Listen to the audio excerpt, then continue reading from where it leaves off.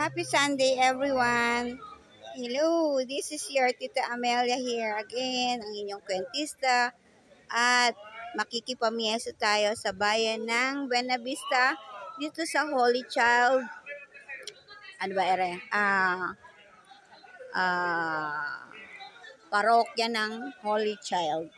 Dito to located sa Buena Vista, sa mismong proper, sa munisipyo, lagpas ng munisipyo. At ito ang kanilang simbahan na Romano.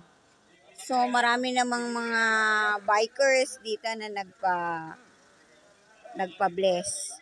Siya nga pala, before naging Islam ako, ay naging sekretary ako ng parokya ng NSBS sa Sampaloc. At tara, pasukin natin dahil late na tayo, hindi na tayo nakapasok sa loob or hindi naman natin kailangang umattend sa misa. Dahil nga, syempre first time kong pumasok First time ko na naman pumasok sa simbahan ng Romano dito sa Buena Vista. And for 5 months na nandito na ako, this is my first time na mapasok ito. At sabi nga raw tayo dapat mag-wish. Pero sa Islam, wala namang ganun-ganun. Basta, wish na lang natin dahil ito ay ang parokya ng Holy Child or ang Santo Niño. At pinagdiriwang nga pala talaga ang panahon ng Santo Niño kahit sa Maynila, sa Tondo. Ayan ang piyesta doon. O, ayan na. Hindi na natin pakatatagalan dito. At meron pa tayong papasuking isa pang simbahan na nandito rin sa lugar na ito. Na kung saan lagi naman akong nagpaparoon. At magandang tanawin. O, the ambience is very, very homey. Homey ba? Baligtad. Christmas pa rin ang pakiramdam. At dahil napakaingay nila, ay tayo papasok muna.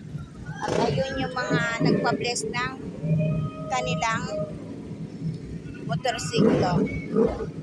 At whatever yung kanilang mga iniisip na mga wishes na sila ay wag sila ay patnubayan lagi ng Panginoong Diyos. Anyways, ang vlog na ito ay hindi naman religious at hindi rin naman tungkol sa mga paniniwala. Gayunpaman, tinitingnan natin kung ano ang meron sa simbahang ito.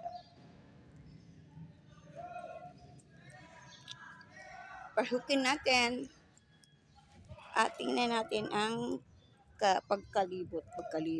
kalibutan ng simbahan. Ito nga pala Santo Niño, simbolo ng pagbabago at bagong simula. Ayan. Kanina, syempre, highlight ng misa ay 10 o'clock. Normally, kasi kahit sa ang piyestahan, kahit sa Manila. I used to work with the Catholic Church in Manila. At doon matagal rin ako naglingkod sa parokya ng Nuestra Señora del Perpetuo Socorro sa Dimasalang or Calamba, Sampaloc. So anyways, dito maraming ganap pagka Sunday and mostly dahil nga piyesta. Ayan. Ayun ang church, ayun ang school nila, private school. At ito na rin nga dahil magaganda rin yung mga kapitbahay dito. Siya nga pala, ito ay located malapit sa simbahan. Sa palengke. Sa mismong palengke ng bayan. O, ayan na. Siyempre, wala namang ibang puntahan dito kundi sa city proper. Ayun, yung palengke. Tinanggal ko pa yung salamin kong init. It's 2 o'clock na nga pala. At dahil hindi naman tayo nakikipamiesta, kundi nagla-vlog lang tayo.